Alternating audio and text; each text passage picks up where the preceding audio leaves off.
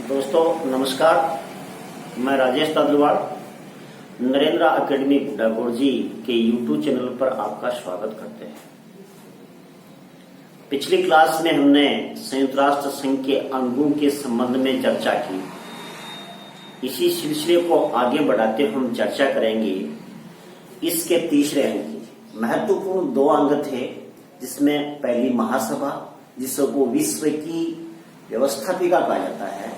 दूसरा अंग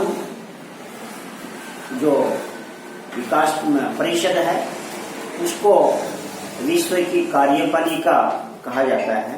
तीसरे अंग के रूप में हम अध्ययन करेंगे सामाजिक एवं आर्थिक परिषद की। ध्यान रखिएगा, सामाजिक एवं आर्थिक परिषद है, इसका चार्टर के जो अनुच्छेद है वो 61 में उल्लेख किया है। ध्यान रहा है, पहले में देख चुके हैं कि चार्टर में अनुच्छेदों की संख्या 111 है। इसमें अनुच्छेद 61 में सामाजिक आर्थिक परिषद का उल्लेख किया गया है। सामाजिक आर्थिक परिषद के रूप में हम पढ़ें, इसका गठन किस रूप में होता है, इसके गठन के रूप में पढ़े। सबसे पहले गठन के रूप में वर्तमान में सदस्य संख्या इसकी 54 सदस्य होते हैं। ध्यान रखिएगा, इन सदस्यों की संख्या प्रारंभ में 27 थी। 1965 में प्रारंभ में इसकी सदस्य संख्या 18, 1965 में इसकी संख्या 27, 1971 में इसकी संख्या 54 हो गई और वर्तमान में इसकी सदस्य संख्या 54 है। सबसे पहले देखिए सदस्यों का निर्वाचन। निर्वाचन कौन करता है? निर्वाचन महासभा द्वारा निर्वाचन किया जाता है। महासभा इनका निर्वाचन करती है। निर्वाचन के बाद में कार्यकाल है। कार्यकाल के संबंध में 3 वर्ष का कार्यकाल होता है। प्रत्येक सदस्य का कार्यकाल 3 वर्ष का होता है। ये एक स्थायी संस्था है। स्थायी संस्था के रूप में ये माना जाता है। जैसे हम देखते हैं कि भारतीय संसद का अंग जो राज्यसभा है वो स्थायी सदन है, इसी प्रकार से ये स्थायी सदन है।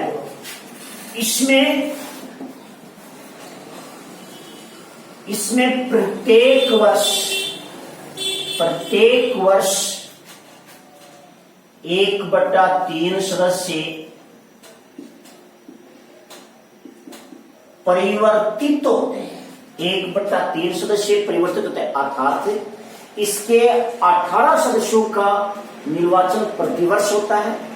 18 जिनका कार्यकाल 3 साल हो चुका है वो हट जाते हैं और नए 18 का चयन किया जाता है। इसी प्रकार से प्रत्येक वर्ष 1/3 सदस्य नव निर्वाचित होते हैं।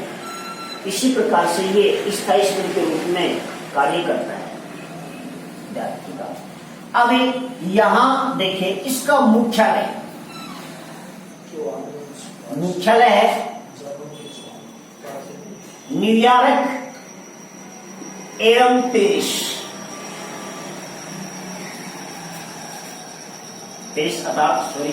जेनेवा। ध्यान रखिएगा, इसका मुख्यालय न्यूयॉर्क और जेनेवा दोनों ही है। यहां पे कहा जाता है इसका जो अधिवेशन होता है, अधिवेशन वार्षिक होता है, यानी कि प्रतिवर्ष एक अधिवेशन होता है।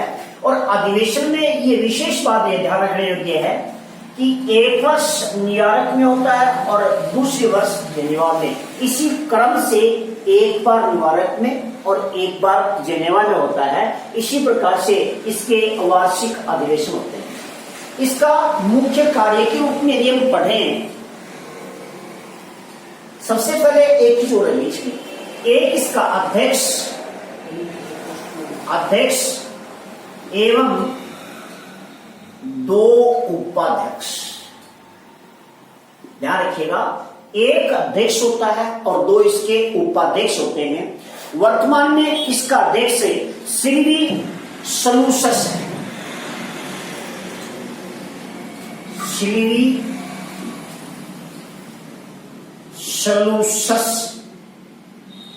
सलूवस के रूप में सिल्वी सलूवस इस वर्तमान में सामाजिक आर्थिक परिषद का अध्यक्ष के रूप में निर्वाचित हैं। इनके सदस्यों की संख्या 14 है। प्रत्येक निर्णय इसके 2/3 बहुमत से ही पारित किया जाता है। मुख्य रूप से यदि कार्य पढ़ें, यह आर्थिक सामाजिक परिषद कार्य क्या करता है, विशेष रूप से देखें हम, ये विश्व के विभिन्न देशों में सामाजिक आर्थिक शैक्षिक एवं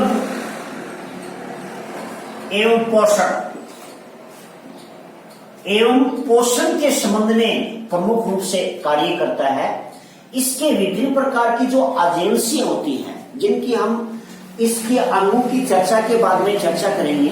विभिन्न प्रकार की यूएनओ की एजेंसियां है, जैसे यूनिसेफ है, यूनेस्को है, विश्व व्यापार संगठन है, WHO है, ये सारे के बारे में आगे हम चर्चा करेंगे क्रम से। ये इसके नियंत्रण में रह करके कार्य करती हैं और विश्व स्तर पर सामाजिक उत्थान, आर्थिक उत्थान, शैक्षिक कार्य, पोषण संबंधी कार्य एवं मानवाधिकारों की सुरक्षा के लिए कार्य करने वाला प्रमुख रूप से अंग माना जाता है। ये इसके बाद में हम चर्चा करते हैं। सामाजिक एवं आर्थिक परिषद के बाद में अगली चर्चा करते हैं न्यास परिषद। अगला है इसका न्यास परिषद, ध्यान रखिएगा। न्यास परिषद इसका अगला है, जिसका उल्लेख है अनुच्छेद 75 में इसका उल्लेख किया गया है। न्यास परिषद एक ट्रस्टीशिप है। इसका प्रमुख कार्य क्या है, समझिएगा एक बार। प्रमुख कार्य क्या है कि हमने देखा कि द्वितीय विश्व युद्ध से पहले विश्व में साम्राज्यवाद था। इस साम्राज्यवाद को खत्म करने के लिए और साम्राज्यवाद खत्म होने के पश्चात जो नवोदित राष्ट्र थे, इन नवोदित राष्ट्रों में शासन व्यवस्था को सुचारू रूप से संचालन के लिए संरक्षण के रूप में कार्य, जो शक्तिशाली राष्ट्र हैं उन्होंने कार्य किया था। संरक्षण इसके प्रकार से बोलते हैं ना, अभिभावक बोलते हैं। अभिभावक के रूप में विकसित राष्ट्र ने इनको पालने के लिए या शासन को संचालन करने के लिए प्रारंभ में कार्य किया। जब ये राष्ट्र सक्षम हो गए शासन संचालन में, तब उनको अपना राज्य सौंप दिया गया। तो अर्थात जो साम्राज्यवाद के बाद में जो नवोदित राष्ट्र उभर के आए, उनके शासन संचालन के लिए युवाओं ने मदद की है और मदद करने वाला अंग है न्यास परिषद। ध्यान दीजिएगा, इस न्यास परिषद में जो प्रशासक के रूप में नियुक्त किए गए 4 देशों, एक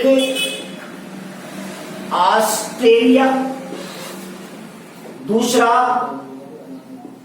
न्यूजीलैंड, तीसरा ब्रिटेन, चौथा अमेरिका।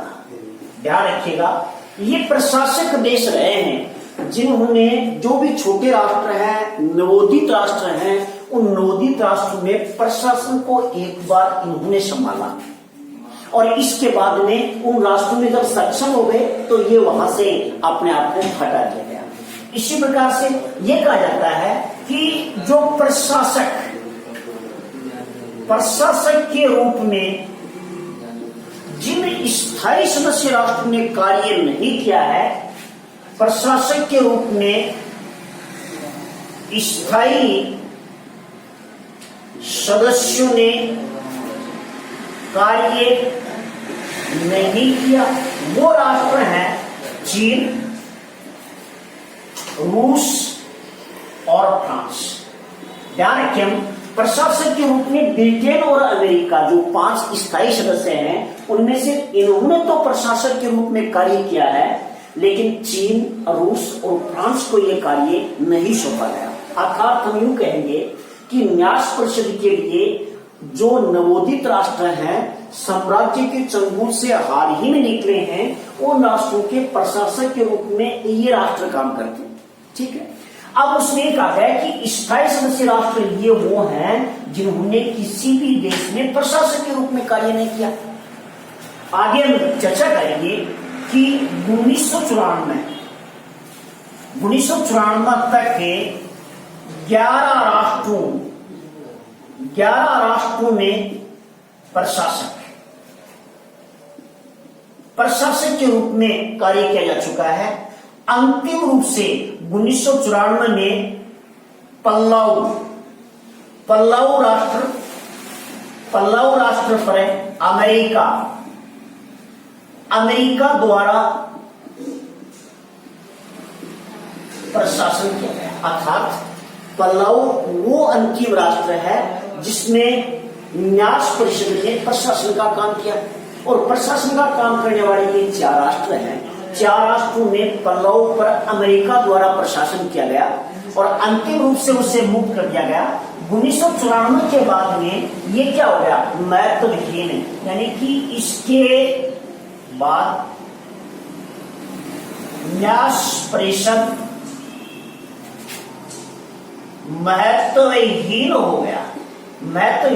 अर्थात बहुत बार प्रश्न पूछा है कि यूएनओ के जो 6 अंग है, आज कौन सा अंग निष्क्रिय हो गया, अर्थात आज कोई उसका कार्य नहीं रहा। वो कौन सा अंग है, वो न्यास परिषद है। और न्यास परिषद का अंतिम काम कब हुआ था, 1994 में। 1994 में पल्लव नामक जो राष्ट्र था, नवोदित राष्ट्र था, उस पर प्रशासन का कार्य किसने किया, अमेरिका द्वारा किया गया था। और इसके पश्चात अब तक किसी भी राष्ट्र पर न्यास परिषद द्वारा प्रशासन नहीं किया गया। इसलिए हमें देखते हैं कि इसके बाद में इसका कोई महत्व नहीं रहा है। तो आज हम यूं कहेंगे कि न्यास परिषद का आज महत्वहीन है, आज इसका कोई कार्य नहीं है। अगले अंक के संबंध में हम चर्चा करते हैं, इससे आगे चलिएगा, देखिएगा। न्यास परिषद के बाद में हम चर्चा करते हैं अंतर्राष्ट्रीय न्यायालय। अंतर्राष्ट्रीय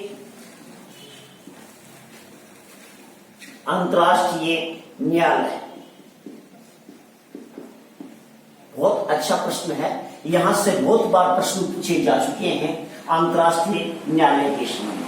ध्यान रखिएगा, अंतर्राष्ट्रीय न्यायालय से संबंधित जो भी प्रावधान किए गए हैं अंतर्राष्ट्रीय न्यायालय से संबंधित, उनका अनुच्छेद देखिएगा। इनके अनुच्छेद 92 से लेकर के 96 तक। ध्यान रखिएगा, 92 से लेकर के अनुच्छेद 96 में उल्लेख किया गया है किसका, अंतर्राष्ट्रीय न्यायालय का उल्लेख किया गया है। देखिएगा, अंतर्राष्ट्रीय न्यायालय का जो गठन है, अंतर्राष्ट्रीय न्यायालय का गठन 1945 में किया गया था। ध्यान रखिएगा, अंतर्राष्ट्रीय न्यायालय का गठन 1945 में किया गया था। अब ये कार्य करना कब प्रारंभ किया गया, कार्य प्रारंभ किया गया 3 अप्रैल 1946 को। अब सवाल ये होता है कि सर क्या अंतर्राष्ट्रीय न्यायालय है, अंतर्राष्ट्रीय न्यायालय के गठन के संबंध में भी प्रश्न पूछा जाता है, तो हम 1945 करेंगे या 46 करेंगे, प्रश्न है ये। तो इसका जवाब देखिएगा, 1945 में बना था लेकिन कार्य प्रारंभ किया गया था 3 अप्रैल 1946 में। जैसे हमने देखा कि यूएनओ है, यूएनओ 1945 में 24 अक्टूबर को थोड़ी स्टार्ट हुआ था, इससे पहले बढ़कर तैयार हुआ था, लेकिन लागू कब किया गया था, 24 अक्टूबर को किया गया। तो तिथि यही करनी है, अंतर्राष्ट्रीय न्यायालय का गठन 3 अप्रैल 1946 से कार्य प्रारंभ किया गया था, और इसी तिथि को हमने क्या रखना है, ध्यान में रखना है। देखिएगा, ये भी अंतर्राष्ट्रीय न्यायालय की हम चर्चा कर रहे हैं। अंतर्राष्ट्रीय न्यायालय में सर्वप्रथम देखेंगे इसका मुख्यालय। बहुत बार पूछा जाता है अंतर्राष्ट्रीय न्यायालय का मुख्यालय कहाँ है। अंतर्राष्ट्रीय न्यायालय का मुख्यालय है हेग में। हेग पड़ता है नीदरलैंड में। नीदरलैंड में एक हेग नामक शहर है और वहां पर अंतर्राष्ट्रीय न्यायालय का मुख्यालय है। प्रमुख बात यह है कि यूएनओ के 6 अंग हैं और 6 अंगों में 5 अंगों का मुख्यालय तो कहाँ है, न्यूयॉर्क है। न्यूयॉर्क है और छठा एकमात्र अंग है अंतर्राष्ट्रीय न्यायालय जिसका मुख्यालय हेग नीदरलैंड में स्थित किया गया है। अब इस पे आगे की चर्चा करें कि ये कार्य क्या करता है। बहुत अच्छा प्रश्न है, बहुत बार पूछा चुका है। क्या ये किसी भी व्यक्ति की शिकायतों पर अपना निर्णय करता है? क्या राष्ट्रों के मध्य विवाद को हल करने का कार्य करता है? क्या चार्टर से संबंधित कोई विवाद हो उन पर हल करने का कार्य करता है? बहुत अच्छा प्रश्न है, इस पे गौर कीजिएगा। इसके कार्य के संबंध में बहुत अच्छा प्रश्न है। कार्य क्या है? पहला कार्य लिखिएगा, अपने यहां सुरक्षा परिषद के विवादों पर सुनवाई करता है। ध्यान रखिएगा, बहुत अच्छी बात कर रहा हूं कि यूएनओ के 6 अंग है और 6 अंगों में सिर्फ सुरक्षा परिषद के विवादों की सुनवाई करता है। अन्य जो 5 अंग है उनकी विवादों की सुनवाई नहीं करता है। 4 अंग है उसकी नहीं करता, एक तो स्वयं ही है, लेकिन इन पर क्या करता है, सुनवाई करता। एक बात। दूसरा है राष्ट्रों के मध्य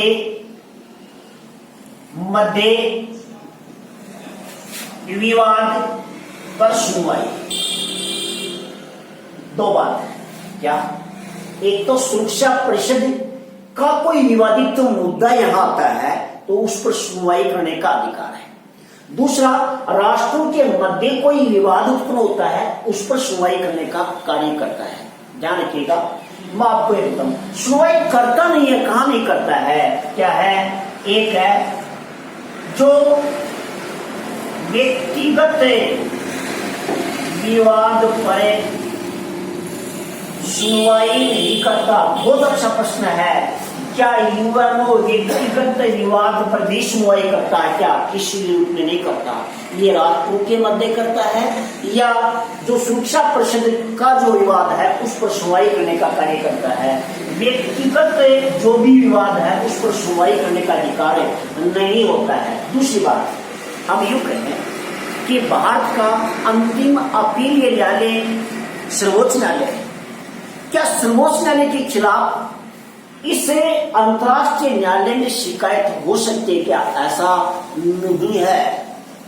ऐसा नहीं है, क्योंकि ये तो सिर्फ राष्ट्रों के मध्य करता है। एक राष्ट्र के 2 समूह है, 2 व्यक्ति या उस राष्ट्र के अंदर के जो विवाद है उस पर किसी प्रकार की सुनवाई नहीं करता है। इसलिए हम यूं कहेंगे ये 2 मुद्दों को इनको छोड़ करके किसी प्रकार की सुनवाई नहीं करता है। दूसरी बात है यह अंतर्राष्ट्रीय विवादों को हल नहीं करता। वास्तविक बात है, हम ये देखते हैं कि क्या ये अंतर्राष्ट्रीय न्यायालय ही विश्व के आपस में झगड़े हैं उनको सुलझाता है? ऐसी बात नहीं है। ये तो सिर्फ क्या करता है, इस व्यक्तिगत तो राष्ट्रों के मध्य विवाद है इसी बात को लेकर के अंतर्राष्ट्रीय जितने भी झगड़े हैं उन झगड़े का हल यहां नहीं, वो जाते हैं सुरक्षा परिषद में और सुरक्षा परिषद ही उनका हल निकालता है, अंतर्राष्ट्रीय न्यायालय नहीं निकालता है। तो ऐसे में अंतर्राष्ट्रीय न्यायालय किसी प्रकार से अंतर्राष्ट्रीय विवादों का हल नहीं है। ये तो किसी विशेष मुद्दे, 2 राष्ट्रों के बीच में कोई विशेष मुद्दा होता है उस पर सुनवाई कर सकता, अपना निर्णय दे सकता है, विवाद का हल नहीं करता है। आगे देखिएगा, इसके संबंध में बहुत अच्छा टॉपिक है यूएनओ में अंतर्राष्ट्रीय न्यायालय का, और अंतर्राष्ट्रीय न्यायालय के रूप में हम ये दो बातें प्रमुख रूप से देखी हैं जिनके आधार पर सुनवाई करना है। अब सबसे पहले देखते हैं इसका गठन कैसे होता है। गठन के रूप में पढ़े, गठन के रूप में ये देखें, इसमें न्यायाधीश कितने होते हैं? न्यायाधीशों की संख्या ध्यान रखेगा, इसमें 15 न्यायाधीश होते हैं। टोटल 15 न्यायाधीश होते हैं। 15 न्यायाधीशों की इनकी नियुक्ति कौन करता है? नियुक्ति कौन करता है? नियुक्ति इसकी महासभा द्वारा की जाती है। महासभा द्वारा इनकी नियुक्ति की जाती है। ध्यान रखिएगा, इनका कार्यकाल कितना होता है? कार्यकाल कितना होता है? विशेष रूप से माने 9 वर्ष का कार्यकाल होता है। और इसमें से जो मुख्य न्यायाधीश होता है, मुख्य न्यायाधीश का कार्यकाल 3 वर्ष होता है। विशेष रूप से ध्यान रखिएगा कि 9 वर्ष का कार्यकाल प्रत्येक न्यायाधीश का होता है और जो मुख्य न्यायाधीश होता है उसका कार्यकाल 3 वर्ष होता है। ये 9 वर्ष से नहीं होता है। देखिएगा, अब न्यायाधीशों के लिए कोरम कितना है? कोरम गणपति जिसको बोलते हैं, कोरम 9 न्यायाधीश होते हैं। 9 न्यायाधीश कोरम के सदस्य के रूप में कार्य करते हैं। इससे आगे ध्यान रखिएगा, इसका निर्णय कैसे होता है? निर्णय इसका बहुमत से होता है। ध्यान रखिएगा, किसी भी न्यायालय में हम जाते हैं, किसी भी मुकदमे पे सुनवाई के लिए एक जूरी होती है। जूरी का मतलब है न्यायाधीशों का एक कमेटी होती है और वो कमेटी किसी न्यायिक निर्णय करती है और इस न्यायिक निर्णय के रूप में उसके बहुमत से निर्णय होता है। यानी कि कोई भी निर्णय है वो बहुमत से होता है। मतलब यह है किसी कोरम में 9 न्यायाधीश हैं और 9 न्यायाधीशों में यदि 5 किसी फैसले को देते हैं वही निर्णय मान्य होगा। तो इस रूप में कोई भी निर्णय है वो बहुमत के आधार पर किया जाता है। अब देखिएगा कार्यकाल के रूप में, तो भारत के रूप में हमने देखा कि भारत के रूप में इसकी क्या भूमिका रही है। देखिएगा, देश के सदस्य रहे हैं 193 राष्ट्र जो यूएनओ के हैं वही सदस्य हैं। ध्यान रखिएगा, यदि 193 सदस्यों के अलावा कोई भी राष्ट्र यहाँ पर अपने विवादित मुकदमा करता है, क्या वह इसकी सुनवाई नहीं करेगा? उसी विवाद पर भी निर्णय देगा जो 193 राष्ट्रों से अतिरिक्त है। विशेष रूप से ध्यान रखिए, यहाँ पर विवाद को लेकर क्या आता है उसका निर्णय भी अंतर्राष्ट्रीय न्यायालय करेगा। अंतर्राष्ट्रीय न्यायालय का जो निर्णय है वो प्रत्येक राष्ट्र को मानना जरूरी है, उसकी पालना करनी ही पड़ेगी। ध्यान रखिएगा, अब भारत के कौन कौन से ऐसे न्यायाधीश हैं जो यहाँ पर रहे हैं। ध्यान रखिएगा, इसे में सबसे पहले तो हम देखते हैं कि अब्दुल कामी जो अहमद है मुख्य न्यायाधीश हैं। अब्दुल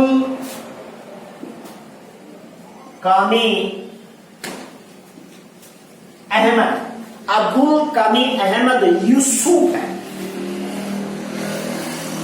यूसुफ ये वर्तमान में इसके मुख्य न्यायाधीश के रूप में कार्य कर रहे हैं। अब ध्यान रखिएगा कि भारत के न्यायाधीश ऐसे कौन से व्यक्ति हैं जो अंतर्राष्ट्रीय न्यायालय में भारतीय व्यक्ति न्यायाधीश के रूप में कार्य कर चुके हैं। सबसे पहले देखते हैं बी.एन. राव। ध्यान रखिएगा, बी.एन. राव, बी.एन. राव सबसे पहले देखते हैं भारतीय अंतर्राष्ट्रीय न्यायालय में भारतीय न्यायाधीशों के रूप में सर्वप्रथम देखते हैं। पहला है B.N. राव। B.N. राव भारतीय न्यायाधीश हैं जो इसमें कार्य कर चुके हैं 52-53 में, 1952 और 1953 में। 1952-53 में B.N. राव अंतर्राष्ट्रीय न्यायालय में न्यायाधीश के रूप में कार्य कर चुके हैं। इससे अगला है डॉक्टर नगेंद्र सिंह। डॉक्टर नगेंद्र सिंह दूसरे वो न्यायाधीश हैं जो अंतर्राष्ट्रीय न्यायालय में कार्य कर चुके हैं। ये 1987 से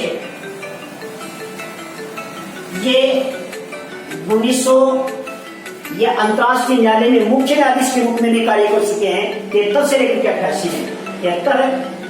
73 से 1988 में, ध्यान रखिएगा, ये मुख्य न्यायाधीश के रूप में भी कार्य कर चुके हैं डॉक्टर नगेंद्र सिंह। तीसरे नंबर पर है, हमें देखते हैं कि R.S. पाठक। तीसरा है R.S. पाठक। R.S. पाठक ये भी न्यायाधीश के रूप में कार्य कर चुके हैं। ये 1989 से 1989 से 1991 तक न्यायाधीश के रूप में कार्य कर चुके हैं। और चौथे नंबर के व्यक्ति हैं दलवीर सिंह भंडारी। दलवीर